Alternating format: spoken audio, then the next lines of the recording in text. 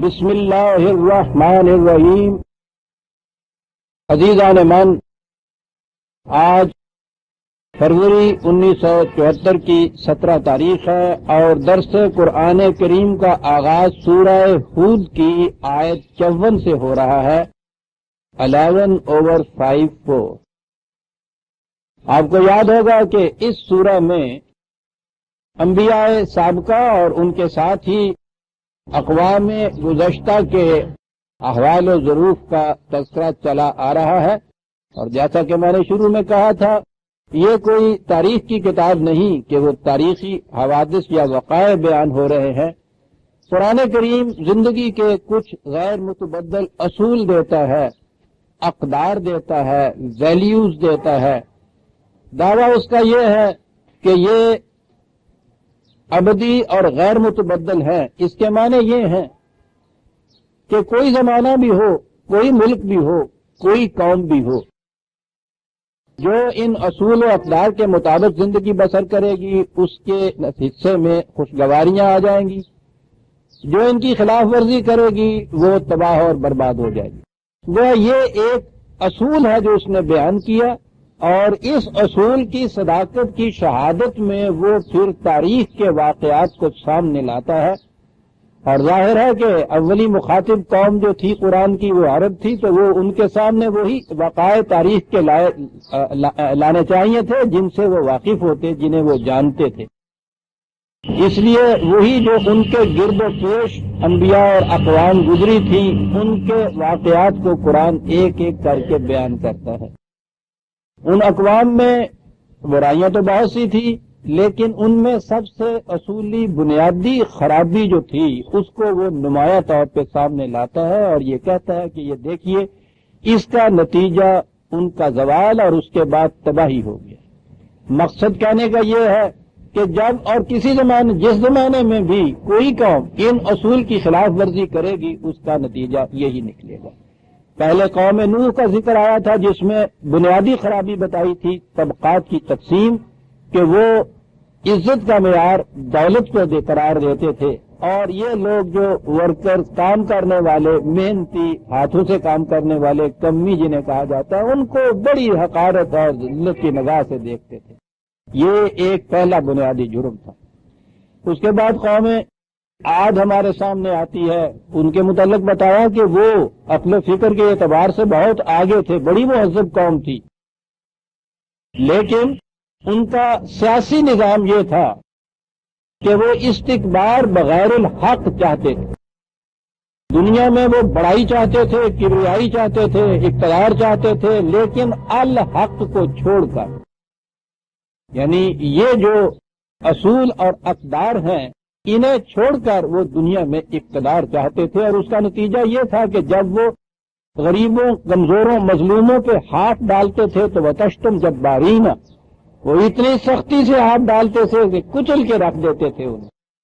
یہ دو جرم ان کے بتائے، اور اس کے بعد کہا یہ کہ چونکہ وہ زندگی کی سطحیت پر نگاہ رکھتے تھے، وہ اپنا دوام چاہتے تھے اس قسم کی یادگاروں کے قائم کرنے میں، تباسون کہ بڑی بڑی اونچی وہ یادگاریں ہوں، لیکن ان کا افادی حیثیت کچھ نہ ہو، کوئی فائدہ اس سے نہ پہنچے، بڑے بڑی لاٹیں اور بڑے بڑے مینار کھڑے کر دیتے تھے۔ یعنی ذہنیت یہ بتائی ہے کہ منفعت عامہ یا مفاد خلق ان کے سامنے نہیں تھا، اپنی ذات کی نمود تھی، اور اسی اوچھے پن کا نتیجہ یہ تھا کہ وہ یادگاریں قائم کرتے تھے، اتنا روپیہ صرف کرتے تھے قوم کا، اور ایسا کہ جن کی کوئی افادی حیثیت نہ ہو۔ یہ قوم عاد کے جرائم قرآن نے گنائے۔ ان کی طرف حضرت ہود مبعوث ہوئے، انہوں نے آ کے کہا کہ یہ انداز زندگی بڑا غلط ہے، اس کا نتیجہ تباہی بربادی کے سوا کچھ نہیں ہو سکتا۔ جیسا کہ اور اقوام کے ذکر میں آیا ہے، انہوں نے بھی یہ کہا کہ اگر تم یہ کہتے ہو کہ تم خدا کی طرف سے یہ باتیں ہم تک پہنچانے آئے ہو تو کوئی معجزہ کر کے دکھاؤ، کوئی فوق فطرت بات کر کے دکھاؤ۔ یہ کیا کہ ہماری جیسے تم ایک انسان ہو اور ہم میں آگے اتنی بڑائی کہہ رہے ہو کہ میں خدا کی طرف سے باتیں کہہ رہا ہوں۔ انہوں نے کہا کہ جو کچھ میں کہہ رہا ہوں میں عقل و بصیرت کی بنیادوں پہ کہہ رہا ہوں، دلیل و برہان اس کی تائید میں پیش کر رہا ہوں، تم مجھ سے بات کرو اس بنیاد کے اوپر۔ یہ کیا مطالبہ ہے تمہارا کہ صاحب کوئی فوق الفطرت بات کر کے دکھاؤ، کوئی معجزہ کر کے دکھاؤ تو پھر ہم تمہاری صداقت کے قائل ہو جائیں گے؟ انہوں نے کہا کہ نہیں یہود، ہم اس طرح سے بات سے یہ بات ماننے کو تیار نہیں ہے، وہی کچھ کر کے دکھاؤ۔ تو انہوں نے یہ کہا کہ یہ مطالبہ تمہارا غلط۔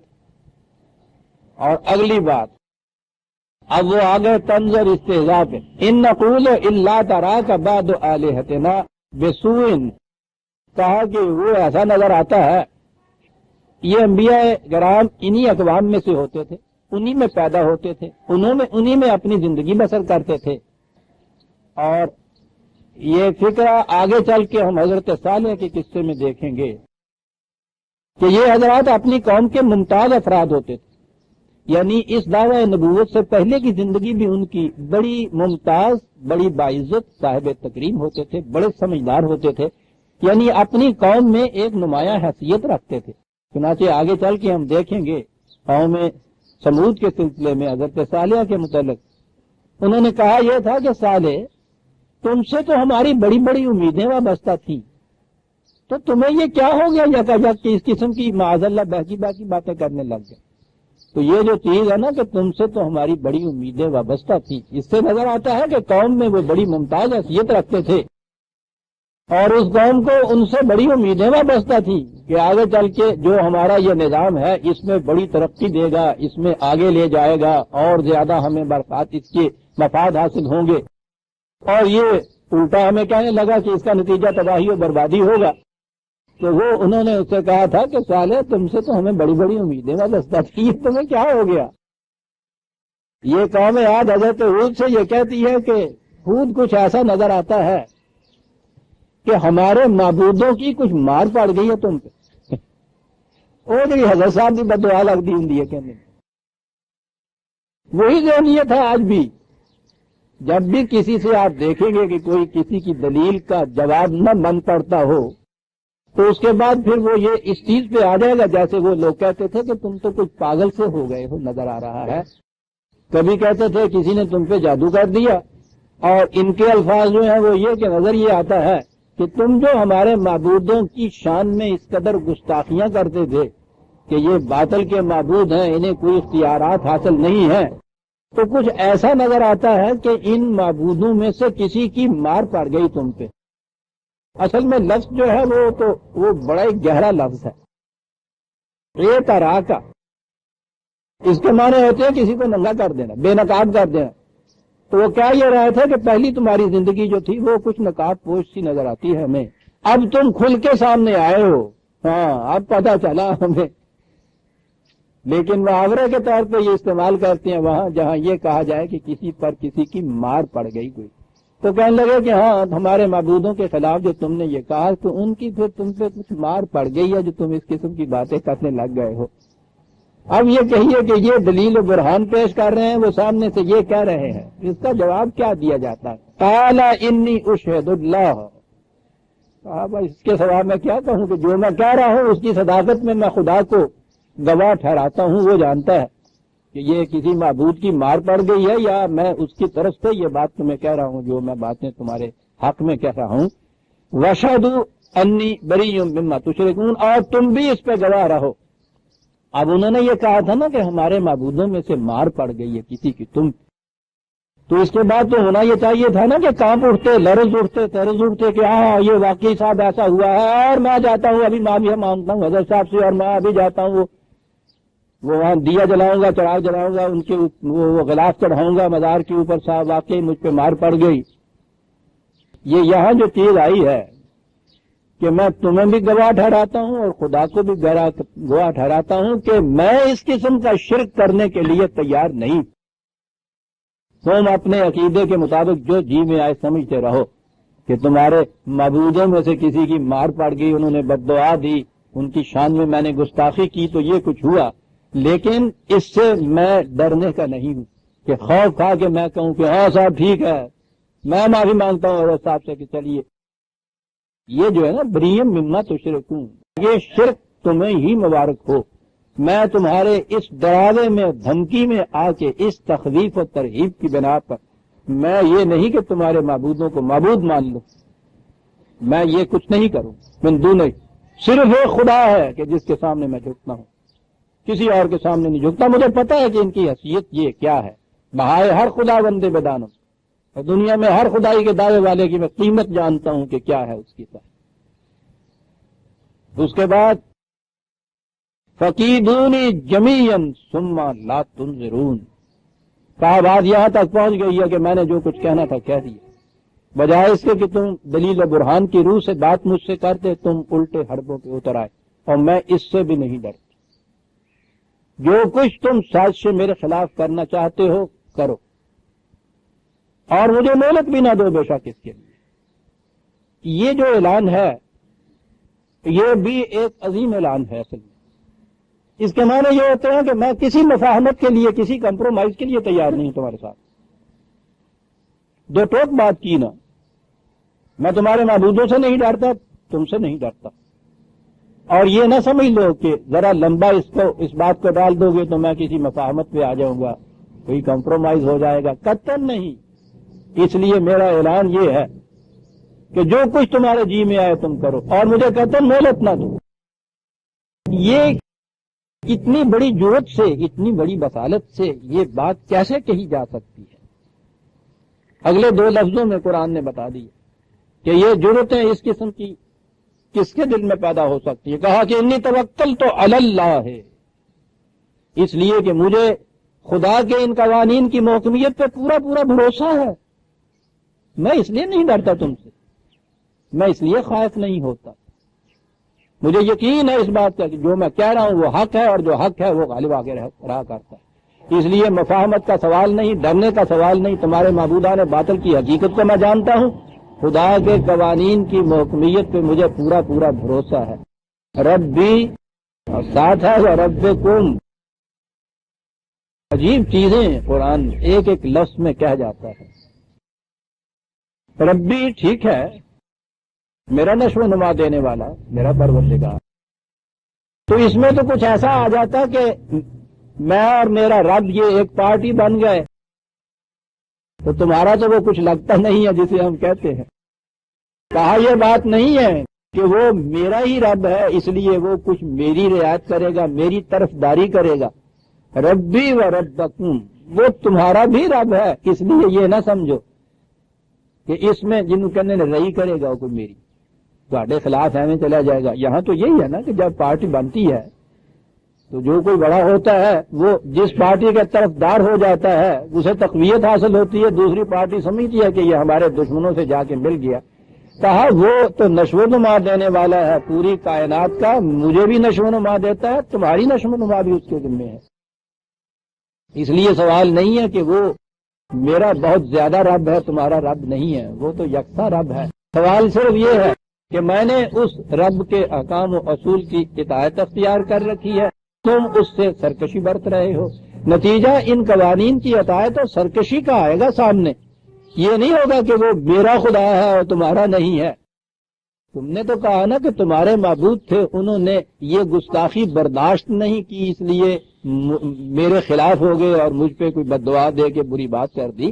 میرا رب اس قسم کا نہیں ہے، وہ میرا بھی رب ہے، تمہارا بھی رب ہے۔ ربوبیت میں وہ فرق نہیں لائے گا، یہ تو اس کے قوانین کی اطاعت اور سرکشی کے نتائج کا فرق ہے جس کی طرف میں تمہاری توجہ دلا رہا ہوں۔ ما من دابۃ الا هو آخذ بناصیتها، اور کہا کہ تمہیں پتا ہے کہ اس رب کا اقتدار و کنٹرول کیا ہے؟ روح زمین پہ کوئی اس قسم کا متنفس نہیں ہے۔ یہ عربی زبان کا ایک محاورہ ہوتا ہے کہ جس کے ماتھے کے بال اس کے ہاتھ میں نہ ہوں، محکم گرفت سے جس نے پکڑا ہوا ہو، جسے کہتے ہیں نا کہ میرا تو بال جکڑا ہوا ہے، ان معنی میں یہ چیز آتی ہے ان کے ہاں۔ کوئی بھی متنفس ایسا نہیں روح زمین کے اوپر کہ جو اس خدا کے قوانین کی گرفت کے اندر نہ ہو۔ اس واسطے مجھے تم سے ڈرنے کی کوئی بات نہیں، ضرورت نہیں، نہ ہی یہ ہے کہ تم اتنی بڑی قوت کے مالک ہونے کی وجہ سے قانون خداوندی کی گرفت میں نہ آ سکو۔ ہر شے اس کائنات کی اس کے قانون کے گرفت میں ہے۔ اب یہ بات رہی کہ میں جس راستے پہ چل رہا ہوں یہ وہ راستہ ہے کہ جو صحیح منزل پہ پہنچائے گا، تمہارا راستہ غلط ہے جس پہ تم چل رہے ہو۔ اگلی بات یہ آئی کہ یہ راستہ کون سا ہے؟ یہ ہے عزیزان مان ایک ٹکڑا اس آیت کا جسے میں اکثر دہرایا بھی کرتا ہوں۔ بڑی عظیم چیز ہے یہ، ہمیں سکھایا یہ گیا ہے۔ سورہ فاتحہ قرآن کریم کا افتتاحیہ، اس میں ہمیں جو دعا سکھائی گئی ہے وہ یہی ہے نا، اہدنا الصراط المستقیم، کہ خدا ہمارے سامنے صراط مستقیم نمایاں طور پر ابھر کے آ جائے، اس میں کوئی التباس نہ ہو، کسی قسم کا ابہام نہ رہے، کوئی شک و شبہ نہ رہے، واضح نمایاں طور پہ۔ ہدایت کے معنی ہوتا ہے کسی چیز کا ابھر کر سامنے آ جانا، کہ جو نمایاں طور پہ نشانی بن جائے اس منزل کی طرف جانے کی جو کسی نے اختیار کر رکھی ہو۔ ادا کے معنی نمایاں طور پہ سامنے آ جانے کے ہوتے ہیں۔ تو اہدنا الصراط المستقیم کے معنی یہ ہوئے کہ صراط مستقیم ہمارے سامنے ابھر کر آ جائے۔ اب یہ صراط مستقیم کیا ہے؟ مختلف مقامات پہ قرآن کریم نے اس کی تفصیل دی ہے۔ وہاں تو یہی کہا ہے کہ صراط الذین انعمت علیہم غیر المغضوب علیہم ولا الضالین۔ تاریخی اعتبار سے وہاں بات کی گئی ہے، اور انسانوں کی طرف سے یہی بات ہونی چاہیے تھی کہ ہم چاہتے ہیں اس راستے پہ چلنا، وہ جو ان لوگوں کا راستہ تھا کہ جس پر چلنے سے وہ خدا کی نعمتوں اور سرفرازیوں سے، خوشگواریوں سے سرفراز کیے گئے، جس کا نتیجہ انعامات خداوندی تھا، زندگی کی خوشگواریاں تھیں۔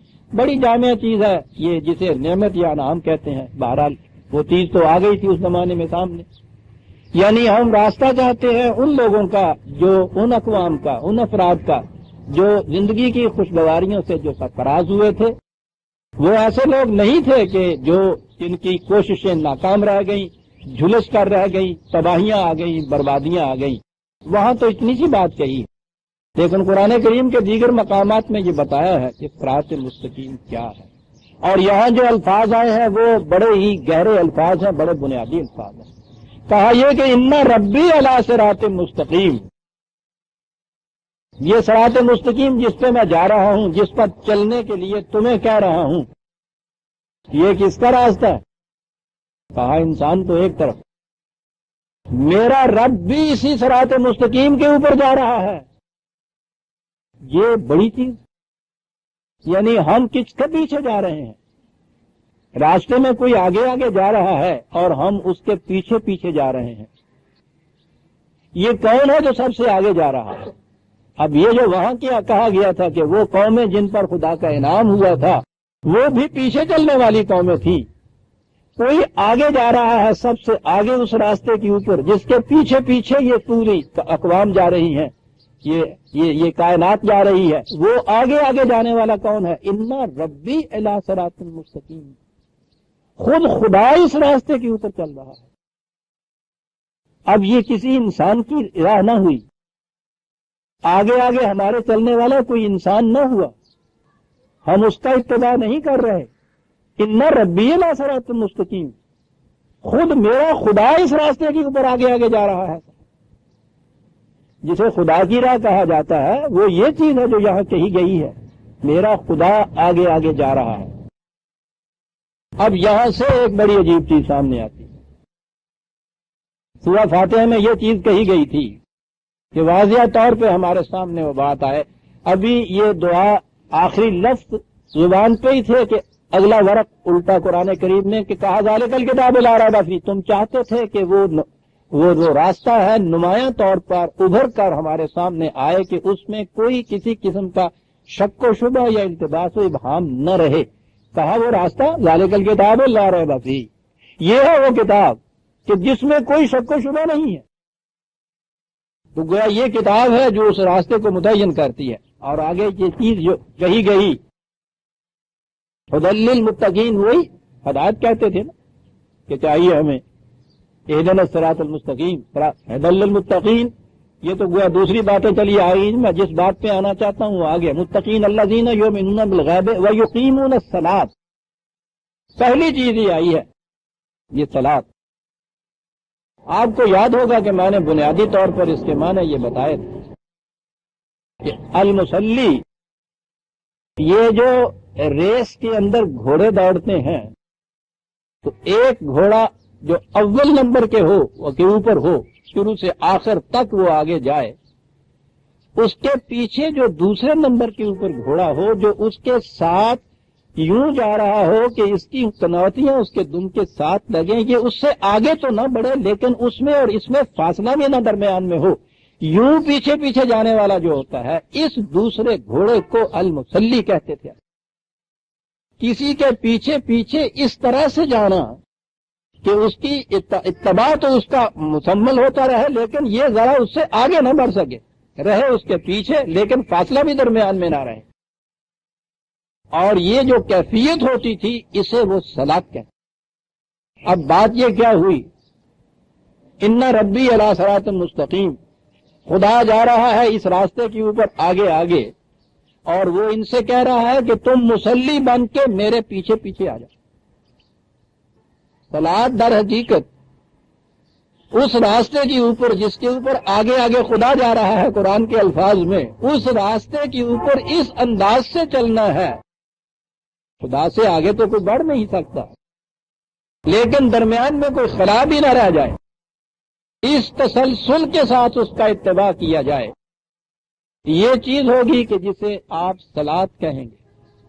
کہ میں کہا کرتا ہوں قرآن کی روح سے زندگی کے ہر شعبے میں قوانین خداوندی کا مسلسل اتباع، اور قیام الصلاۃ جسے کہتے ہیں، ان عربوں کے ہاں ایک لفظ اقیم الصلاۃ جسے کہتے ہیں، کسی چیز کو التزاماً کرتے جانا، مسلسل کرتے جانا، جس میں کوئی ناغہ نہ ہو کبھی، اس قسم سے جو چیز کی جائے اسے اس کے لیے اقامت کا لفظ آتا تھا۔ تو صلاۃ اپنے وسیع معنوں میں قوانین خداوندی کا اتباع مسلسل اور لازمی طور پہ کرتے چلے جانا، تواتر سے اتباع کرتے جانا، زندگی کے ہر شعبے میں یہ ہے، اور اس کی ایک منیچر فارم ہے، ایک محسوس سی شکل ہے، وہ جسے ہم اجتماع صلاۃ کہتے ہیں۔ نماز کے اجتماعات یہ بھی ضروری چیز ہے، اس کا بھی ذکر ہے قرآن کے اندر، نماز کے اجتماعات کا، جسے ہم نماز کے اجتماع کہتے ہیں۔ نماز تو عربی کا لفظ نہیں ہے، یہ تو فارسی کی قدیم فارسی زبان کا لفظ ہے، پہلی زبان کا لفظ ہے۔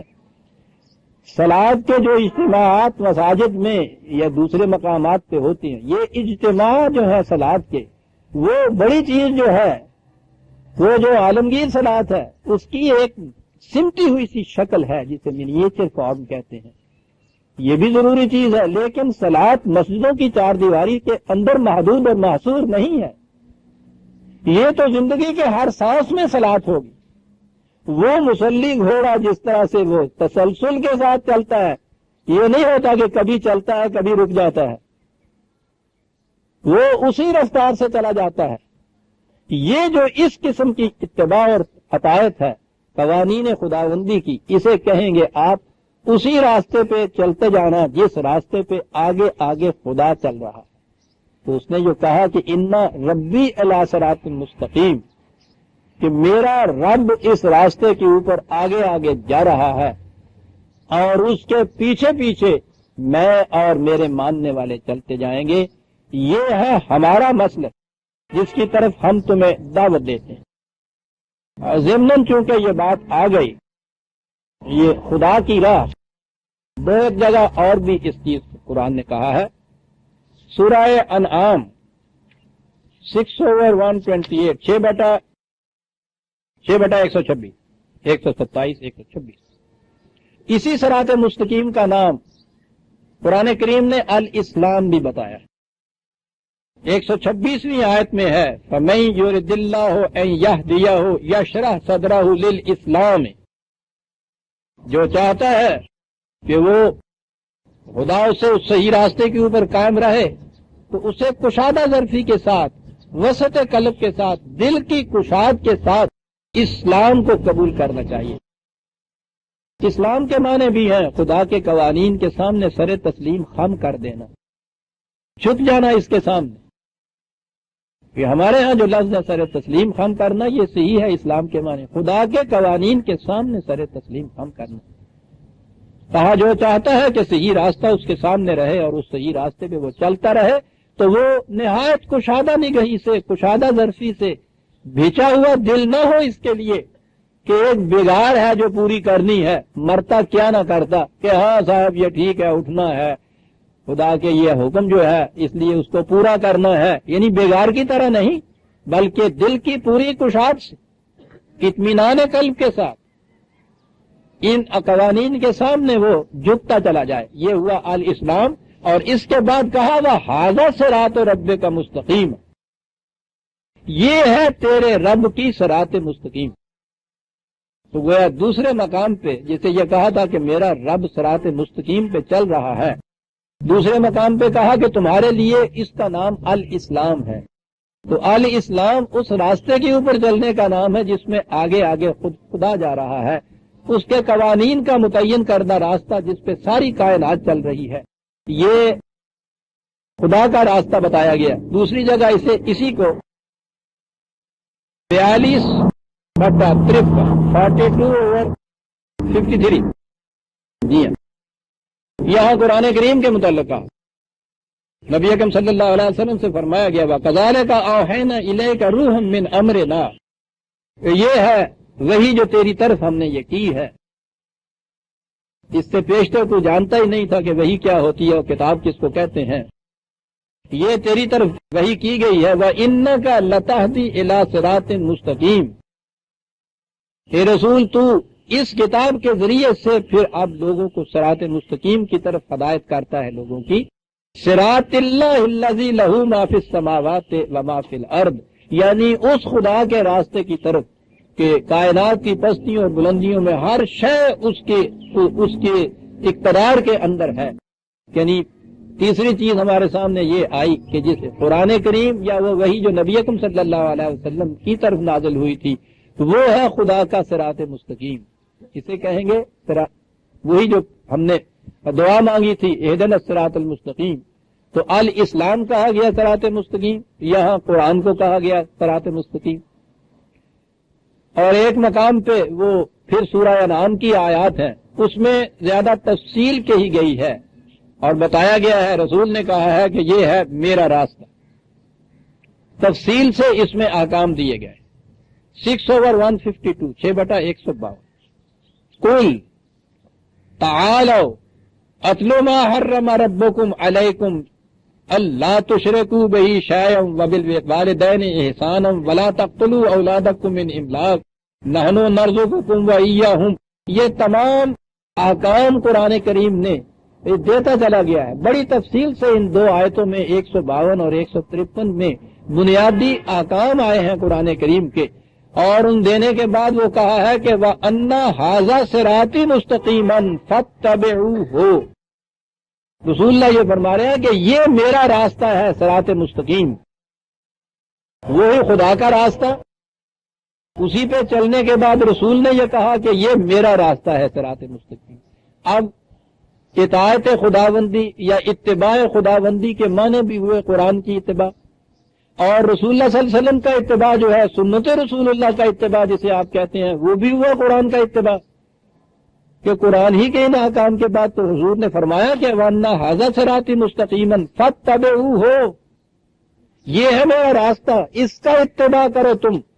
وَلَا تَتَّبِعُوا السُّبُلَ، اس کے سوا اور راستوں کا اتباع نہ کرنے لگ جانا.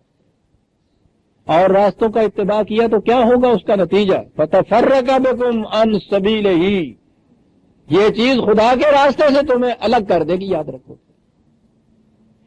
گویا جس راستے پہ خود خدا چل رہا ہے یعنی اس کے قوانین کا راستہ جس پہ ساری کائنات چل رہی ہے، وہی راستہ ہے کہ جسے القرآن کہا گیا ہے، وہی راستہ ہے جسے الاسلام کہا گیا ہے. اس کے احکامات کے بعد رسول اللہ صلی اللہ علیہ وسلم نے فرمایا کہ یہ ہے میرا راستہ، اس راستے کے اوپر چلو. اگر اس راستے کے سوا کوئی دوسرا راستہ تم نے اختیار کیا تو وہ تمہیں اس خدا کے راستے سے الگ کر دے گا. یعنی یہ نہیں ہے کہ وہ راستے جو ہیں وہ بھی بہرحال چلتے چلے جائیے، بات ایک ہی ہے، گنگا ایک گھاٹ بہتے رہے. یہاں یہ صورت نہیں ہے، یہاں تو وہ ایک ہی راستہ ہے جس کے اوپر تم نے چلنا ہے. میں بھی اسی راستے پہ چل رہا ہوں، میرے بعد تم نے چلنا ہے، اسی راستے کے اوپر چلنا ہے. تو گویا خدا کا راستہ بھی وہی صراط مستقیم، اس کے رسول کا راستہ بھی وہی صراط مستقیم، اسی پہ چلنے کی دعا ہمیں سکھائی گئی، اسی پہ چلنے کا نام الاسلام ہے، اور یہ ہے قرآن کریم کا اتباع۔ عزیزان من، یہ 6/152 جیسے میں نے کہا ہے، اس میں رسول اللہ صلی اللہ علیہ وسلم کی زبان مبارک سے کہلوایا گیا کہ یہ ہے میرا راستہ جس پہ میں چل رہا ہوں، کیونکہ اس سے پیشتر جب بھی دین مذہب میں تبدیل ہوتا تھا تو وہ اس راستے کو منسوب تو کرتے تھے اپنے رسول کی طرف، اپنے نبی کی طرف، لیکن وہ راستہ وہ نہیں ہوتا تھا، وہ راستہ وہ تھا جس میں تفرقہ پڑتا تھا۔ یاد رکھیے، صراط مستقیم جو ہے وہ ایک ہی شاہراہ کا نام ہوتا ہے، وہ ہائی وے ہوتی ہے، وہ ایک ہی ہوتی ہے، مختلف راستے نہیں ہوتے۔ اسی لیے امت میں جو صراط مستقیم پہ چلنے والی ہوگی اس میں کسی قسم کا تفرقہ نہیں ہو سکتا۔ یہ فرقہ بندی، یہ مختلف فرقے جو آپ کو نظر آتے ہیں، مختلف فرقوں پہ چلنے والا کوئی بھی صراط مستقیم پہ نہیں ہوتا۔ یہ عزیزان من، یہ فریب ہے، اپنے آپ کو فریب دیا ہوا ہے۔ جو کہا جاتا ہے کہ ہاں صاحب وہ 72 نہیں 73 فرقے ہو جائیں گے اور ان میں سے ایک فرقہ جو ہے وہ ناجی ہوگا، جنت میں جانے والا، اور باقی سب جہنم میں چلے جائیں گے، اور ہر فرقہ اپنے متعلق سمجھتا ہے کہ وہ ایک جنت میں جانے والے ہم ہیں، یہ باقی سارے جہنمی ہیں۔ تو اگر ان میں سے ہر ایک کی یہ بات صحیح ہو جو وہ کہہ رہے ہیں کہ ہم ہیں، تو یہ تو 73 کے 73 ہی جنت میں چلے گئے۔ قرآن تو یہ کہتا ہے کہ جب امت میں تفرقہ پیدا ہو جائے تو پھر صراط مستقیم کے اوپر امت رہتی نہیں ہے۔ یہ جو چیز ہے کہ اپنے آپ کو وہ فریب دے لیتے ہیں۔ قرآن نے یہ کہا تھا کہ وَلَا تَكُونُوا مِنَ الْمُشْرِكِينَ مِنَ الَّذِينَ فَرَّقُوا دِينَهُمْ وَكَانُوا شِيَعًا، یاد رکھنا، اسلام لانے کے بعد، ایک خدا کے راستے پہ چلنے کے بعد کہیں تم نے مشرکین میں سے نہ ہو جانا۔ کون ہے یہ مشرکین؟ وہ لوگ کہ جنہوں نے دین میں تفرقہ پیدا کیا، فرقے پیدا کیے اور خود ایک فرقہ بن گئے اس میں، اور پھر ہوتا یہ ہے کہ کل حزب بما لدیہم فرحون، پھر ہر گروہ ہر فرقہ یہ سمجھ لیتا ہے، مگن ہو جاتا ہے۔ عجیب لفظ ہے یہ، اس میں مگن رہتا ہے کہ ہم صحیح راستے کے اوپر ہے، باقی سارے غلط راستے کے اوپر۔ قرآن کہتا ہے کہ تفرقہ شرک، امت واحدہ ہے تو وہ توحید پرست ہے، وہ خدا کو ماننے والی ہے، اللہ کے صراط مستقیم پر چلنے والی ہے، اس کے رسول کا اتباع کرنے والی ہے۔ اور اگر اس میں تفرقہ پیدا ہو جاتا ہے تو پھر وہ صراط مستقیم باقی نہیں رہتا۔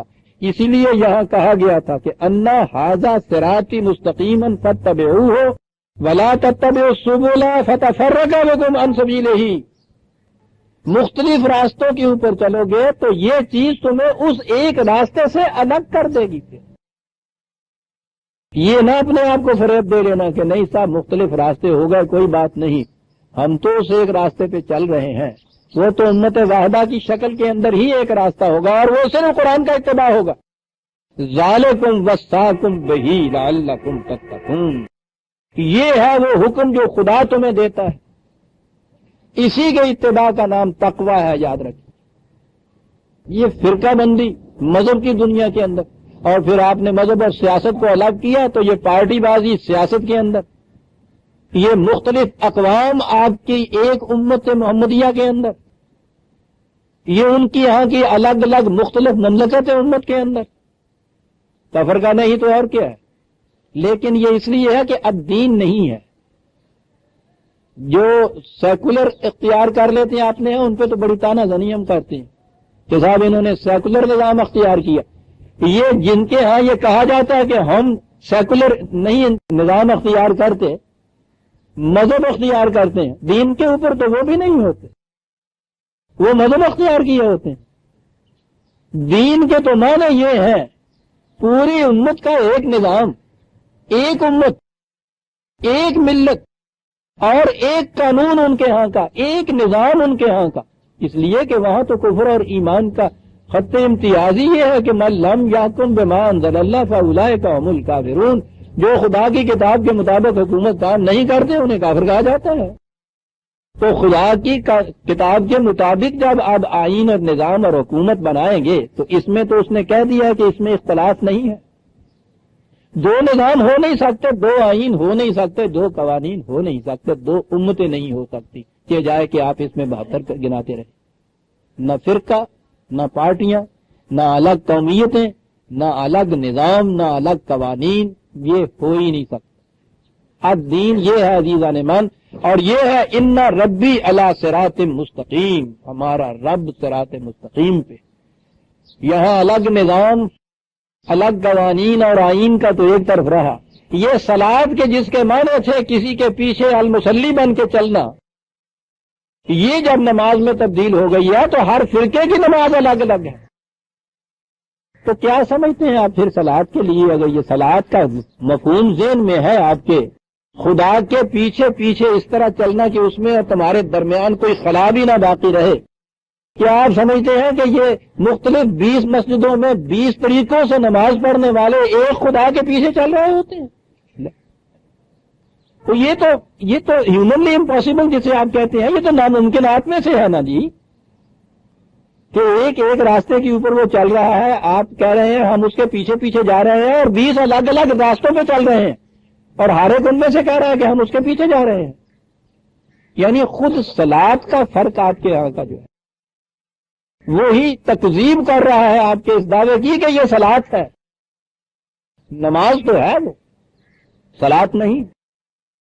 نماز مذہب کی چیز، وہ ٹھیک ہے، سنیوں کے ہاں اس طرح، شیعوں کے ہاں اس طرح، سنیوں میں پھر اہل حدیث کے ہاں اس طرح، اہل فقہ کے ہاں اس طرح، اہل فقہ میں حنفیوں کے ہاں اس طرح، شافیوں کے ہاں اس طرح، حنبلیوں کے ہاں اس طرح، مالکیوں کے ہاں اس طرح، پھر بریلویوں کے ہاں اس طرح، دیوبندیوں کے ہاں اس طرح. نمازیں تو مختلف ہوتی جائیں گی، ان میں سے تو کوئی بھی مصلی نہیں ہو سکتا.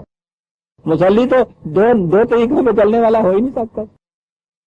ان ربی علی صراط مستقیم، رسول اللہ صلی اللہ علیہ وسلم نے فرمایا کہ ھذا صراط مستقیم فاتبعوہ، یہ ہے میرا راستہ مستقیم. ایک ہی مستقیم کہا ہے. آگے کہا ہے کہ یاد رکھنا سبل متفرقہ اختیار نہ کر لینا، پھر تم اس صراط مستقیم پہ نہیں رہو گے. تو اس لیے عزیزان من، جب تک یہ حالت ہے، ٹھیک ہے مسلمان ایک قوم ہے اس دنیا کے اندر، دین کے اوپر تو نہیں، اس میں تو تفرقہ ہو نہیں سکتا. ھذا ان ربی علی صراط مستقیم فإن تولوا، یہی کہہ دیے، میں نے بات پہنچا دی تم تک. اگر تم اس سے گریز کی راہیں نکالو گے، اعراض برتو گے، ایک طرف ہو جاؤ گے، اس پہ نہ چلو گے، فقد ابلغتکم ما ارسلت بہ الیہ، تو میں نے اپنا فریضہ ادا کر دیا. یہ ایک پیغام تھا تمہارے خدا کا، میں نے تم تک پہنچا دیا. میری ذمہ داری اتنی، میری ذمہ داری یہ نہیں ہے لستا بے مساطروں میں کہ میں دروغہ بن کے تمہارے اوپر آ گیا ہوں کہ مار مار کے تمہیں اس راستے کے اوپر چلاؤں گا. پتہ نہیں، میرا کام صرف بات پہنچا دینا ہے. تم نئے انسان ہو. حیوانوں کی زندگی میں گڑبڑیے کا کام یہ ہوتا ہے کہ لٹھ لے کے ان کے پیچھے پیچھے ہو رہا ہے، جو ادھر سے جائے لٹھ کے ذریعے سے ان کو صحیح راستے پہ رکھے. انسانوں کے لیے یہ صورت اختیار نہیں کی گئی ہے. انسانوں کے لیے یہ ہے کہ ہو سکتا ہے کہ لا علمی کی وجہ سے ایک صحیح بات تمہارے سامنے نہ ہو، وہ تمہارے سامنے لے آنا، یہ تھا ایک فریضہ. خدا نے اپنے ذمہ لیا، اس کو اس نے رسولوں کے ذریعے سے پورا کرایا. میں نے اس کی بات تم تک پہنچا دی. ماں ارسلت بہ، کیا بات ہے، جس پیغام کو دے کے مجھے بھیجا گیا تھا وہ پیغام میں نے تمہیں دے دیا. اس سے زیادہ میری ذمہ داری نہیں ہے. اگر تم اس کے مطابق نہ چلو گے تو پھر کیا ہوگا؟ اب آگے وہ بات آئی عزیزان من، جسے ہم کہتے ہیں نا کہ خدا کا عذاب آ جائے گا ان کے اوپر. اور جو ہی ہم نے عذاب کہا اور ذہن میں وہی پہلی قوموں کے وہ نقشے آ گئے. ہم پہ نہیں آتا وہ عذاب نہ، کیونکہ وہ عذاب کے مخصوص نقشے ہیں ہمارے ذہن میں کہ جی وہ سیلاب آ گیا تھا، غرق ہو گئے. ہمارا سیلاب عذاب نہیں تھا جی، وہ بارش پتھروں کی ہونے لگ گئی اس لیے آگے. یہ جھکڑ جو چلتے ہیں یہ عذاب ہمارے لیے نہیں ہے. یعنی یہ شکلیں ہیں. وہ ابابیلیں کینکریاں مارتی تھیں، وہ ہاتھی اس سے کچھ عمر نکل جاتا تھا. یہ شکلیں متعین کی، اور جب یہ کہا نا کہ دیکھیے نا ہمارے اوپر عذاب آتا تو ابابیلیں آتی ہیں اور مارتی ہیں وہ کینکریاں. وہ ابابیلیں تو روز شام کو اڑتی ہیں تو وہ تو نہیں مارتی ہیں نا، تو اس لیے ہم تو تیرے محبوب کی پیاری امت ہے نا جی، ہم اس واسطے ٹھیک ہے جی. عذاب کا تصور ذہن، یعنی مذہب میں ہوتا یہ ہے کہ دین کے کانسیپٹس بدل جاتے ہیں. یہاں تک آپ نے دیکھ لیا نا، اس قوم سے کہا جا رہا ہے کہ یہ ہے سیدھا راستہ، میں نے دکھا دیا، بات پہنچا دی، نہ چلو گے تو پھر آگے بات یہی ہے نا کہ تم پہ خدا کا عذاب آئے گا۔ آپ کو معلوم ہے کیا کہا گیا ہے کہ کیا ہوگا اس کے بعد عذاب کیا ہوتا ہے؟ یستخلف ربی قوما غیرکم، تو تمہاری جگہ ایک دوسری قوم آ جائے گی، اقتدار اس کے ہاتھ میں دے دے گا میرا خدا۔ یہ ہے عذاب خداوند۔ یوں ہے قوم تباہ، جس کو ہم کہتے ہیں کہ تباہ ہوتی، زمین میں نہیں دھس جاتی، کوئی نام و نشان یوں نہیں مٹ جاتا، وہ مملکت چھن جاتی ہے، حکومت چھن جاتی ہے، اقتدار چھن جاتا ہے، تمہاری جگہ ایک اور قوم آ جائے گی اور اس کے ہاتھ میں اقتدار ہوگا۔ یہ ہے عذاب خداوندی عزیزان میں۔ آہستہ آہستہ آتا ہے تو اسے زوال کہتے ہیں، قوم کمزور ہوتی چلی جاتی ہے، اس کمزوری کی مختلف شکلیں ہوتی، اقتصادی طور پہ کمزور ہوتی چلی جاتی، معاشی طور پہ کمزور ہوتی چلی جاتی ہے، یہ تو علامات ہے۔ اصل چیز یہ ہے کہ اخلاقی طور پہ کمزور ہوتی چلی جاتی ہے، کمزور ہوتی چلی جاتی ہے۔ اس دوران میں یہ چیزیں اس تک پہنچائی جاتی ہیں کہ بچ جاؤ، تباہی آ رہی ہے، یاد رکھو اب بھی وقت ہے، مہلت کا زمانہ ہے، وقفہ ہے، سنبھل جاؤ۔ سنتے ہی نہیں، آگے بڑھتے چلے جاتے ہیں۔ اس کے بعد پھر آخری تباہی کس طرح سے آتی ہے؟ اس قوم کی جگہ دوسری قوم آ جاتی ہے، یہ محکوم ہو جاتی ہے، وہ قوم حاکم ہو جاتی ہے، کسی دوسرے کی محکومیت کے اندر یہ قوم چلی جاتی ہے۔ آپ کو پتا ہے کہ ہمارے لیے بھی جو عذاب کی شکلیں قرآن کریم نے بتائی ہیں وہ کیا؟ یہی الفاظ، نمایاں طور پہ دو اہم چیزیں قرآن نے بتائی، 47/38، 47/38، اور دیکھیے بنیادی گوشے کتنے قرآن نے بتائے ہیں۔ پہلا گوشہ یہ ہے کہ ہاں انتم ہؤلاء تدعون لتنفقوا فی سبیل اللہ، تو تم وہ قوم ہو کہ تم سے کہا یہ جاتا ہے کہ یہ جسے تم اپنا مال و دولت سمیٹ کے پرائیویٹ پراپرٹی کے حیثیت سے سنبھال کے اپنے کہہ دو کہ یہ میری ہے، یہ میری ہے، کسی دوسرے کا حصہ نہیں ہے، یہ تمہاری کیفیت۔ تم سے یہ کہا جاتا ہے کہ یہ جو کچھ مال و دولت ہے اس کو کھلا رکھو نوع انسانی کی منفعت کے لیے، ہر ضرورت مند اور حاجت مند کی ضرورت اس سے پوری ہونی چاہیے۔ تم سے یہ کہا جاتا ہے، تمہاری کیفیت یہ ہے کہ فمنکم من یبخل، تم میں وہ لوگ بھی ہیں کہ وہ کہتے ہیں کہ نہیں صاحب یہ تو ہماری کمائی ہے، ہماری ملکیت ہے، ہمارے پاس رہے گی، ہم تو نہیں کسی دوسرے کو اس میں سے دیں گے۔ کسی کا کیا حق حاصل ہے کہ ہم سے یہ چھین لے، ہم سے یہ لے لے؟ کیا حق ہے؟ دینا ہے ہم نے تو خیرات کے طور پہ، صدقے کے طور پہ ایک وہ رات کی باسی روٹی ہم دے دیں گے۔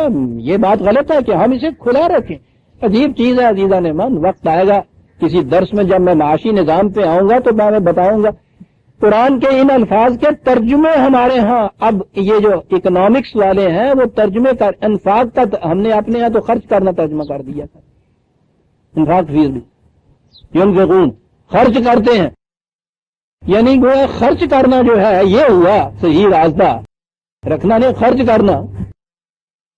یہ خرچ کرنا کیا بات ہے؟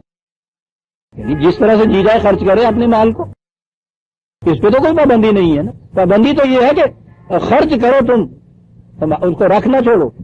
کیا یہی چیز ہے صحیح اقدار کا؟ انفاق کا یہ ترجمہ کیا اور ہم نے یہ کہہ دیا کہ دیکھیے نا خدا کہتا خرچ کرو تو اس کی اپنی ملکیت کی چیز ہے نا، اسے کہا جاتا خرچ کرو۔ ترجمے جو ہے وہ ہیں، کانسیپٹس بدلے اور ان کی جگہ پھر ترجمے آئے ان کانسیپٹس کے مطابق۔ عربی زبان میں یہ لفظ نفاق جو ہے، نفع کا جو ہے، اس معنی میں نہیں ہے، خرچ کرنے کے معنوں میں نہیں آتا، اس کی شکل اور ہے۔ یہ پتہ ہے جسے یہ نیفا کہتے ہیں، یہ تو آپ کے سمجھ میں آتی بات ہے نا۔ وہ جو پرانے زمانے میں روپیہ ڈالنے والی ایک ستلی کی بنی ہوئی ہوتی تھی وہ تو اب نہیں رہی، روپیہ ہی نہیں رہے۔ وہ جو بانسلی ہوتی تھی وہ کمر کے ساتھ باندھ، تو بھی راستہ کھلا رہا تو اسے نفع کا کہتے تھے۔ پیدا کیے چلے جاؤ اور اس کو نو انسانی کی منفعت کے لیے کھلا رکھو، اسے انفاق کہتے تھے۔ یہ میں نے عرض کیا تھا نا کہ اس کی ابھی کچھ شکل بگڑی ہوئی، یہ لفظ نیفا کا تم ہے، یہ جسے ہم نے نیفا بنا دیا اپنے یہاں، وہ دونوں منہ کھلے ہوتے ہیں نا۔ تصور یہ تھا ان کے ہاں، قرآن نے اسی لیے اس لفظ کو اپنے یہاں تجویز کیا تھا کہ ٹھیک ہے ہر ایک اپنی اپنی استعداد کے مطابق پیدا کرے، کمائے جسے ہم کہتے ہیں، کمانا کیا مانے، پیدا کرے، پیدا کر کے چلا جائے، اور اس کو پھر یہ ہے نہیں ہے کہ آگے وہ گنڈ دے کے مار کے رکھ لے اپنے لیے، اسے وہ کھلا رکھے۔ اسی لیے قرآن کریم نے معون کہا ہے اس چیز کو، بہتے ہوئے پانی کی طرح رزق رہنا چاہیے جس کے سامنے بند نہ لگا ہوا۔ یہ جو چیز ہے کہ رزق کو بہتے ہوئے پانی کی طرح رہنا چاہیے، اسے انفاق کہا جاتا ہے۔ کھلا رکھو، ہر ایک اپنی ضرورت کے مطابق اس میں سے لیتا چلا جائے۔ یہ تھا اقتصادی نظام قرآن کا۔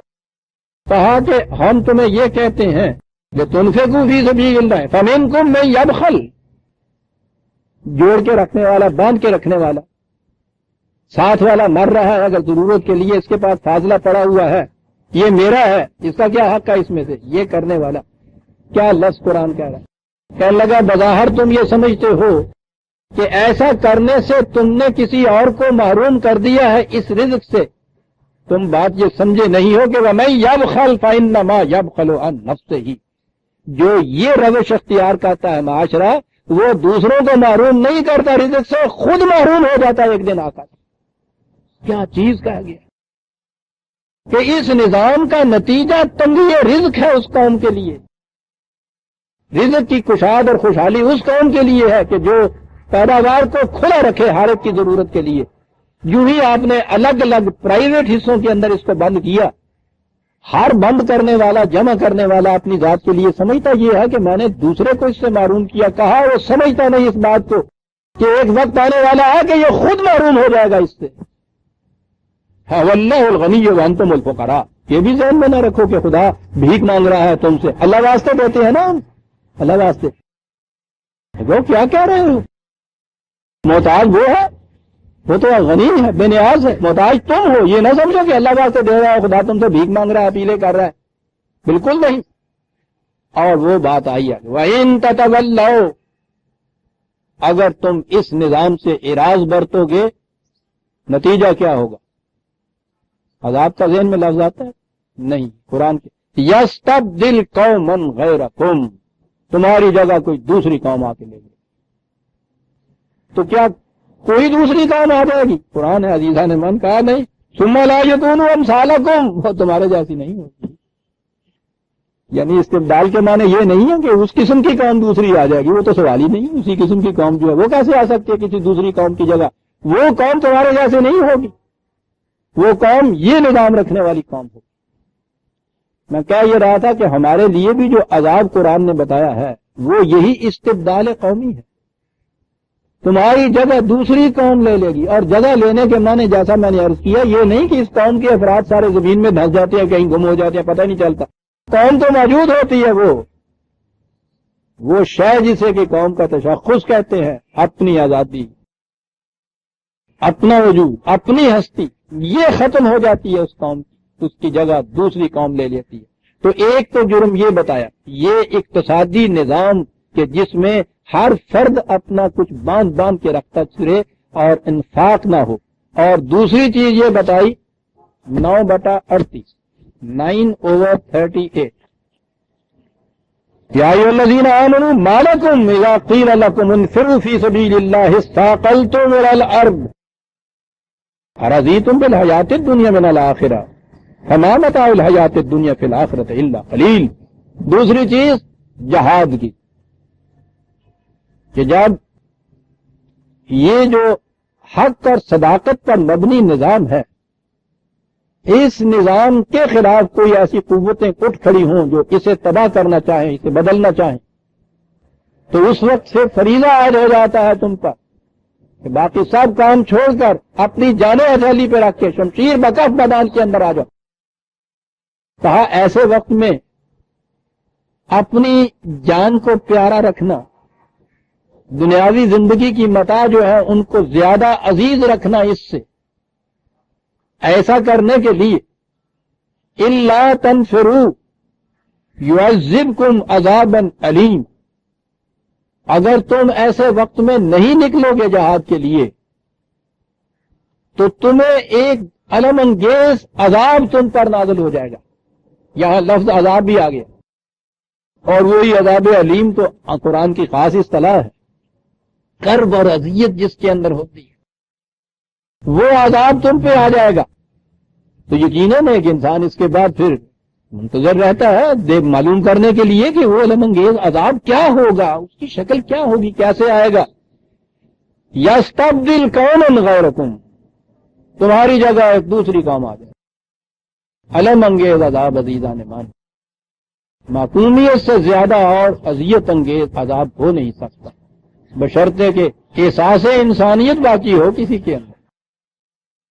دو چیزیں تھیں، اقتصادی نظام اس قسم کا کہ جس میں ہر شے افراد ہی کی ملکیت و تعویل میں رہے، وہ نہیں رہ سکتا، اس کی جگہ دوسری قوم آتی۔ اور دوسری چیز یہ کہ جہاد سے گریز کرنے والی قوم جو ہے وہ باقی نہیں تم رہ سکتی، تمہاری جگہ دوسری قوم آ جائے گی۔ نظام تو ہمارے ہاں کا یہ تھا ہی، شروع سے یہی سرمایہ دارانہ نظام جو ہے وہ چلا آ رہا تھا، وہی ہمارے ہاں اڈاپٹ کیا، اور پھر ہماری شریعت حقہ کہہ کے جسے بیان کیا جاتا ہے، کہا کہ اس کا تقاضا یہ نظام ہے، قانونیت کا نظام، شریعت کا نظام آپ کے یہاں بنا، اسے چھوڑیے۔ ایک جہاد کی چیز آپ کے یہاں چلی آ رہی تھی، اور یہ ایک بڑی ولولہ انگیز چیز تھی۔ انگریز جب جہاں آیا ہے اور اس نے آ کے اپنی سلطنت قائم کی ہے، تجارت کے لیے آیا تھا، دکانیں چند کھولی، بہرحال بات لمبی ہے، یہاں آ کے وہ پورے ہندوستان کی مملکت اس کے ہاتھ میں آئی۔ سارے ہندوستان میں اگر کسی نے اس کے خلاف احتجاج کیا یا سرکشی برتی تو وہ مسلمان تھے نا، جسے غدر کہا جاتا ہے، آزادی کی جنگ۔ یہ جو مری پٹی ہوئی قوم تھی جسے آپ مسلمان کی قوم کہتے ہیں، اسی کے اندر یہ ولولہ تھا نا۔ اس جنگ کی تاریخ بھی صحیح ہمارے سامنے نہیں آئی، اس کا جذبہ محرکہ ہمارے سامنے نہیں لایا گیا، پس منظر اس کا سامنے نہیں آنے دیا گیا۔ یہ بات دیر سے چلی ہوئی تھی، یہ بات چلی ہوئی تھی شاہ اسماعیل شہید سید احمد بریلوی رحم اللہ تعالی علیہ، ان کی وہ جو جہاد کی اسکیم تھی وہی تھی، سلگتی ہوئی سرکتی ہوئی آگے بڑھتی چلی آ رہی تھی۔ جنگ آزادی کے بعد بھی آپ حیران ہوں گے، اس دور کی تاریخ ہمارے پاس نہیں ہے، اس قدر مسلمانوں کو یہاں کچلا گیا، لیکن جہاد کا یہ تاریخ جو تھی وہ یہاں جاری رہی تھی۔ یہ جو اس کے بعد مقدمات چلے ہیں اتنے غازی پور والوں کے اوپر، وہ لمبی بات ہے، وہ اسے وہابی تحریک کہہ کے بدنام کیا گیا۔ یہ جہاد کی تحریک تھی، اور اس سے یہ بڑا خائف تھا انگریز یہاں، اسے پتا تھا کروسیڈز کی جنگ اس کے ذہن میں تھی، سارا یورپ ایک طرف تھا، 300 سال تک وہ لڑائیاں رہی، جنہیں صلیبی جنگیں کہتے ہیں۔ عیسائیت کے اندر جنگ یا تلوار تو ایک طرف، وہ تو ایک تمانچہ کھا کے دوسرا تمانچہ سامنے کرنے کی تعلیم دے رہی تھی انجیل، اور 300 سال تک ساری عیسائی اقوام جو تھی وہ مسلمانوں کے مقابلے میں آئی، اور اس کا نام صلیبی جنگ رکھا، یعنی صلیب کی جنگ، اندازہ لگاؤ انجیل کے ماننے والے۔ 300 سال تک جنگوں میں سارے یورپ کی ایک ایک قوم کو ان کی ہڈیاں توڑ کے رکھ دی مسلمانوں نے کروسیڈز کے اندر۔ یورپ کے سینے میں یہ زخم پہنا چلے آ رہے تھے، ان کو جہاد کا لفظ جو تھا مسلمان کا، اس سے خوف پیدا ہو جاتا تھا۔ ہندوستان میں بھی یہ خوف پیدا ہوا انگریز کے دل میں کہ اگر کہیں سے خطرہ ہماری مملکت کو ہو سکتا ہے تو یہ قوم ہے جس کے اندر جہاد کا جذبہ ابھی باقی ہے۔ اور یہ تھی یہاں وہ سازش کہ جذبہ جہاد مسلمانوں کے دل سے ختم کیا جائے، اس کے لیے ایک نبی یا مامور من اللہ جو ہے وہ پیدا ہوا قادیان کے اندر۔ ایک ہی اس نے آگے کہا کہ خدا کے ہاں سے میں حکم لایا ہوں، اور وہ یہ ہے کہ جہاد منسوخ ہے صاحب۔ قرآن نے یہ کہا ہوا کہ یاد رکھو الا تنفروا يعذبكم عذابا اليما، جہاد کا جذبہ اگر نکل گیا تمہارے ہاں تو پھر دوسری قوم تم پہ مسلط ہوگی۔ یہ دوسری قوم جو آئی ہوئی تھی اس نے اپنے آپ کو مسلط کرنے کے لیے یہاں سے سبق لیا تھا، یستبدل قوما غیرکم ولا تضروه شیئا، اور اس سے تم خدا کا کوئی نقصان نہیں کر سکو، اس کو کوئی ضرر نہیں پہنچے، تم محکوم ہو جاؤ گے ایک دوسری قوم. غور فرمایا عزیزان من کہ خدا کا عذاب ہے جسے عذاب خداوندی کہا گیا ہے، قوموں میں وہ کس شکل میں آتا ہے؟ قوموں کے اقتدار کو کوئی دوسری قوم آ کر لے جائے، یہ قوم معقوم بن کے رہ جائے اس قوم کی. بات قوم عاد کی تھی. تو میں جو عرض کر رہا تھا کہ یہ باتیں پرانے زمانے کی قوموں کی نہیں ہو رہی، ہمارے لیے ہدایت کے سرچشمے میں بات قوم عاد کی ہو رہی ہے. اس سے کہا جا رہا ہے کہ اگر تم نے یہ نظام اپنا نہ بدلا، یہ سیاست کے جس میں تم جس کے گلے پہ ہاتھ ڈالتے ہو اس کو کچل کے رکھ دیتے ہو، استکبار بغیر الحق چاہتے ہو دنیا کے اندر، اگر تم نے نہ بدلا، یستخلف ربی قوما غیرکم، تمہاری جگہ ایک دوسری قوم آ جائے گی. اور آگے قرآن بتاتا کہ آئی پھر قوم دوسری. ولا تضرونہ شیئا، اور پھر تم خدا کا کچھ نہیں بگاڑ سکتے. ان ربی علی کل شیء حفیظ، یہ کہ وہ تو تمام کائنات کی ہر شے کے اوپر نگرانی کر رہا ہے، اس کا کچھ نہیں بگڑتا. جو قوم بھی اپنے اندر صلاحیت ختم کر دیتی ہے اقتدار حاصل کرنے یا حاصل شدہ اقتدار کو قائم رکھنے کے لیے، اس کی جگہ دوسری قوم لے لیتی ہے. یرث عبادت صالحون قرآن کہتا ہے کہ یہ جو ہے وراثت ارض جسے کہا گیا ہے، استخلاف فی الارض جسے کہا گیا، اقتدار جسے کہا گیا، اس کے لیے صلاحیت شرط ہے. اسی قوم کے حصے میں آتا ہے کہ جو اس کے لیے صلاحیت پیدا کرتی ہے. اور یہاں ہمیں کم از کم دو بنیادی چیزیں دی صلاحیت کے لیے کہ اگر کسی طرح سے آ بھی جائے اقتدار تو قائم رکھنے کے لیے اس کے بعد ضروری چیز ہے کہ نظام آپ کا وہ ہو کہ جس میں انفاق ہو فی سبیل اللہ، اقدار خداوندی کے مطابق دولت جو ہے وہ کھلی رہے مملکت کے اندر، اس کی سرکولیشن اس طرح سے ہوتی چلی جائے. اور دوسرا ہے جذبہ جہاد اس قوم کے اندر رہنا چاہیے. جہاد مظلوموں کو کچلنے کے لیے نہیں، اس کے تو خلاف کہا تھا قرآن نے. ابھی جو ہم دیکھ چکے ہیں قوم عاد کے سلسلے میں استکبار چاہتے تھے نا وہ، تو اگر یہ قوت یا جہاد یا جنگ صرف استکبار کے لیے ہے تو وہ تو قرآن نے کہا ہے کہ اس کا نتیجہ تباہی ہوتا ہے. نہیں، اس کے لیے قرآن نے بتایا ہے نا، سورہ نساء میں دوسری جگہ ہے کہ مدینے میں یہ قوم مسلمان آ گئے اور وہاں اپنی مملکت قائم کی. مکہ اس مملکت سے باہر تھا، ابتدائی دور کی بات ہے. مکے میں مسلمان رہ گئے تھے اور یہ مکے کے قریش ان کو سخت تکلیفیں پہنچاتے تھے، اذیتیں دیتے. اس میں یہ کہا گیا ہے، مدینے کی مملکت کو مخاطب کر کے کہا یہ گیا ہے کہ اے مسلمانوں تمہیں کیا ہو گیا ہے؟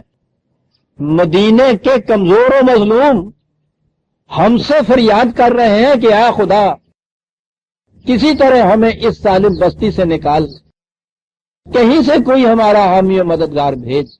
یہ بڑی غور طلب چیز ہے یہ انداز قرآن کا. خدا کہتا ہے مدینے کے مسلمانوں سے کہ تم سنتے نہیں ہو کہ مکے کے مظلوم ہمیں مدد کے لیے پکار رہے ہیں، تم بیٹھے ہوئے ہو. ہمارے جیسے ہوتے بنی اسرائیل کی قوم والے، ہم ویسے ہی ہیں نا، تو ہم یہ کہتے ہیں کہ صاحب ذرا بات منطق کی کیجیے نا. آپ کھا رہے ہیں کہ آپ کو وہ پکار رہے ہیں مدد کے لیے، تو آپ کو پکار رہے ہیں مدد کیجیے، سانو نہیں کیوں ہے؟ بات ہے. پوچھا جاتا تھا کہ کیوں حضرت صاحب آپ میں اتنی قوت نہیں ہے کہ وہ مدد میں آپ کو پکار رہے ہیں تو آپ اس کے ان کی مدد کریں جا کے. اور پھر اگلی چیز یہ کہ وہ ہمیں تھوڑا پکار رہے ہیں، آپ کو پکار رہے ہیں، تسی جان ہو جانا. ہمیں کہا جا رہا ہے کہ کیوں وہ چیز کھان پین میں پاک بری تون پنواؤں جمعہ سانو کہنے ہو کہ چلو اٹھو جاؤ. کیا بات ہے قرآن کی عزیزان مان. دیکھ رہے ہیں کہ یہاں کے معاملات میں وہ براہ راست نہیں دخل دیتا، ورنہ خدا کے لیے یہ کیا مشکل تھی کہ وہ ایک وہاں کا ظالم جو قریش کا جو تھا اس کی براہ راست مدد کرے. ضرورت کسی کی ہو سکتی ہے لیکن نہیں، یہاں اس نے جو اصول اور قانون مقرر کر دیے ہیں ان کے خلاف نہیں جاتا. یہاں مظلوم کی مدد جو ہے وہ انسان ہی کرے گا جو الحق کے ساتھ استکبار لیے ہوئے ہے. تو یہ بتایا گیا تھا مدینے کی مملکت کو کہ تمہارا فریضہ یہ ہے کہ جو بھی خدا کو مدد کے لیے پکارے تم اٹھو اسی مدد کے لیے. یوں مدد دی جاتی ہے اور یہی وہ حقیقت کبریٰ عزیزان من جسے میں نے اپنی کتاب میں شاہکار رسالت میں لکھا ہے. الگ باب باندھ کے بڑی عظیم چیز تھی، بات چھوٹی سی تھی، میں نے الگ باب اس کے لیے باندھا ہے. حضرت عمر رضی اللہ تعالیٰ عنہ نے جب بات کہہ دی، عجیب نگاہ تھی قرآن پہ ان کی صاحب. یہ چیز تھی کہ خدا نے کہا ہے مدینے والوں کو کہ وہ پکار رہے ہیں مجھے مدد کے لیے، تم سنتے نہیں ہو، اٹھتے کیوں نہیں ہو. حضرت عمر کا یہ فکرہ ہے نا. انہیں پوچھا گیا تھا کہ آپ کو جو خلافت ملی ہے کیا ذمہ داری ہے.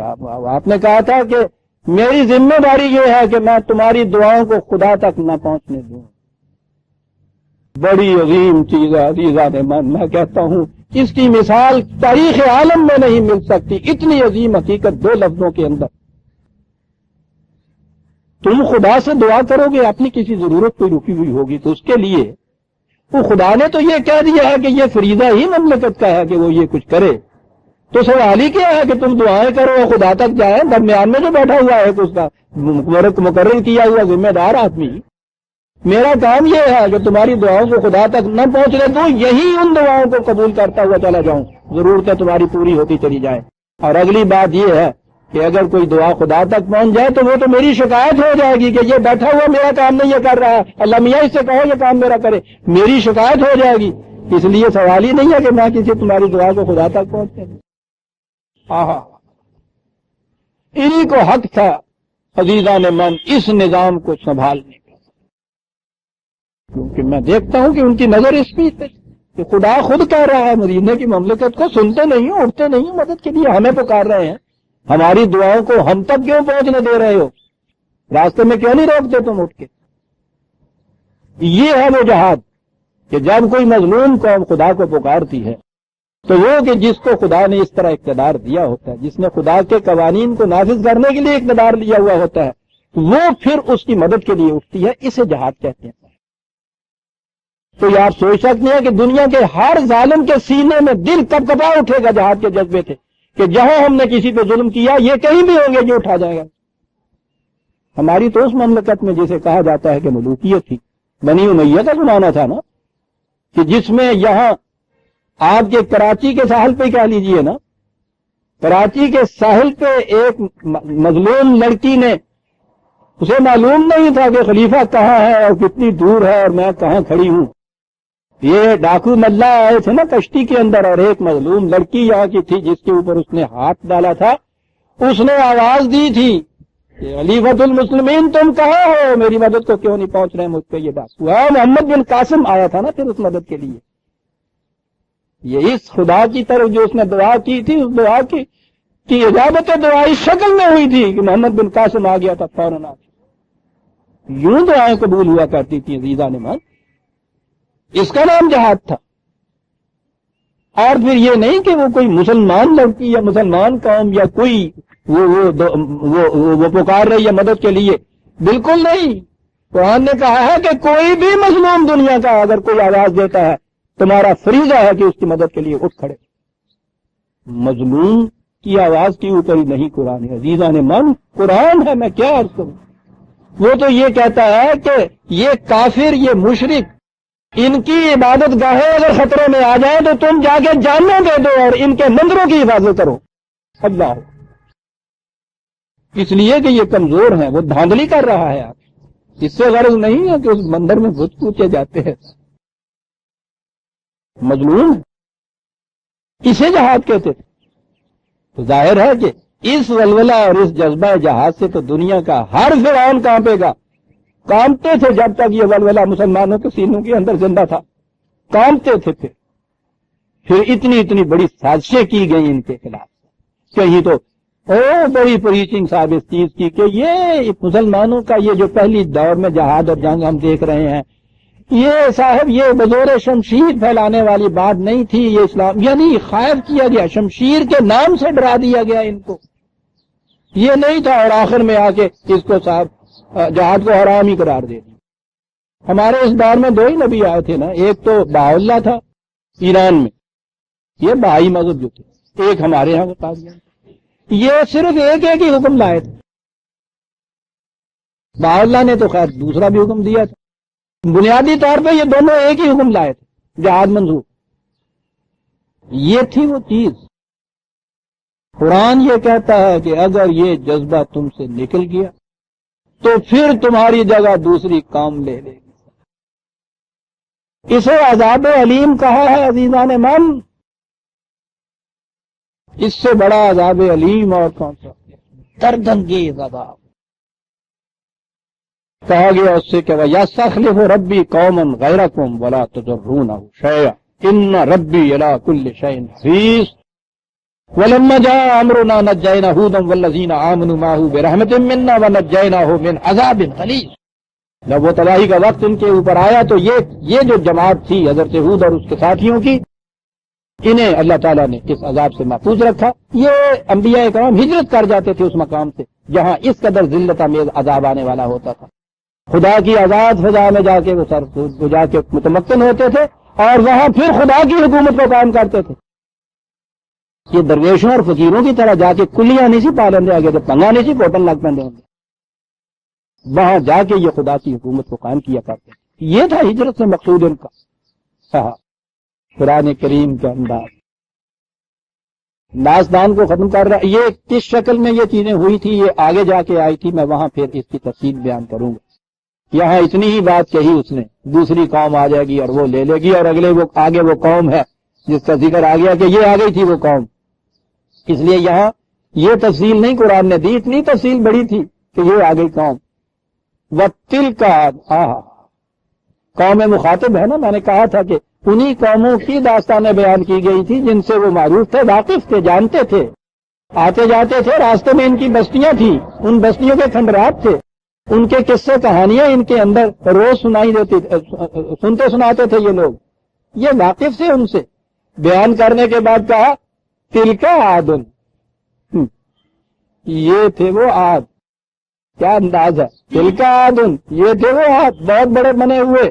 جہادو بآیات ربہم، خدا کے قوانین کے خلاف سرکشی برت رہے تھے. یہ تھے عاد. خدا کے قانون کے مقابل میں کھڑے ہو گئے. وَعَصَىٰ رُسُلَهُ، اور اگر وہ اپنی طرف سے کوئی پیغامبر بھیجتا تھا جو صحیح راستے کی طرف دعوت دیتے تھے تو اس کے خلاف معصیت اختیار کرتے تھے، بغاوت اختیار کرتے تھے. وَاتَّبَعُوا أَمْرَ كُلِّ جَبَّارٍ عَنِيدٍ، کرتے کیا تھے؟ اپنا والی، اپنا حاکم، وہ اس کو مقرر کرتے تھے جو بڑا ہی سرکش ہو، بڑا ہی جذبے والا ہو. جبار، عنید، کیا دو لفظ. خدا کے ہر حکم کی خلاف ورزی کرنے والا، ہڈیاں توڑ دینے والا، اس قسم کا اپنے ہاتھ سے وہ حاکم مقرر کرتے تھے یا اس کا اتباع کرتے تھے. یہ تھی قوم. وَاتَّبَعُوا ہے نا، وہ اس کا اتباع، اس کے پیچھے پیچھے چل رہے. کیا بات ہے انداز. وہ اس کے پیچھے پیچھے چلتے تھے، ان کے پیچھے بھی ایک چیز چلتی تھی. پھر سنا نا آپ نے، یہ اس کے پیچھے چلتے تھے، ان کے پیچھے کیا تھا. اتبعوا فی ہذہ الدنیا لعنۃ ویوم القیامہ، ان کے پیچھے پیچھے اس دنیا میں بھی خدا کی لعنت ان کے پیچھے پیچھے جاتی تھی اور قیامت تک پیچھا کرے گی ان کا. یہ خوب. اور لعنت کوئی گالی نہیں ہے. عربی زبان میں زندگی کی خوشگواریوں سے محروم ہو جانا یا دور ہو جانا، اسے لعنت کہتے ہیں. انداز محاکاتی ہوتا ہے. یہ اس قسم کے حاکم کے پیچھے پیچھے جا رہے تھے اور ان کے پیچھے پیچھے یہ خدا کی لعنت چلی آ رہی تھی. اس کا اتباع تو اس دنیا تک انہوں نے کیا ہے، وہ بھی ختم ہو گیا، یہ بھی ختم ہو گیا، اور یہ لعنت قیامت تک ان کے پیچھے رہی. محرومی، کیونکہ بہت بڑی صاحب قوت و مقدرت قوم تھی، اس لیے اس کا مقتے کا بند بھی جو آیا ہے نا اس کی داستان ختم کرنے کے لیے، تو پہلے تو یہ کہا تلک عادن، یہ تھے عاد، بہت بڑے بنے پھرتے تھے، خدا کے قوانین کی سرکشی برت رہے تھے. اور اس کے بعد الا ان عادن کفروا رب، وہ سن رکھو سننے والو، عاد نے کیا جرم کیا تھا؟ اپنے خدا کے قوانین سے انکار کیا، سرکشی برتی تھی. الا، داستانیں کہانیاں تو ہمارے ہاں رات کو بچوں کو سلانے کے کام آتی ہیں، جن کو بھی جو ہم پڑھتے ہیں یہ افسانے تو ذرا تفریح کے لیے ہی پڑھتے ہیں. قرآن ایک داستان بیان کرتا ہے اور اس کا الفاظ ہے الا، وہ سونے والے جاگو، سو جو میں کہہ رہا ہوں، آگاہ رہو، خبردار رہو جو میں بات کہہ رہا ہوں۔ آج جیسی قوم خدا کے قوانین کا انکار کرتی تھی، الا پھر الا الا بودن لیادن قوم ہودن، او یہ قوم کس قدر دور کر دی گئی زندگی کی خوشگواریوں سے۔ الا سنتے ہو، یہ ہے الا کے معنی۔ سن لیا تم نے، دیکھ لیا ان کا انجام، قوانین خداوندی سے سرکشی برتنے والوں کا۔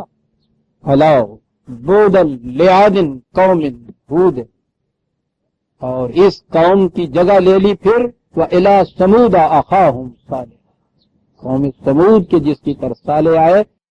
بات اب قوم سمود کی شروع ہو جائے گی، چند منٹ ہی صرف باقی ہیں، لیکن چونکہ تسلسل قائم رکھنے کے لیے ضروری ہے کہ داستان ایک ہی درس میں بیان کی جائے، ہم آئندہ اس آیت سے لے لیں گے اور 5 منٹ پہلے آج ختم کر دیتے ہیں۔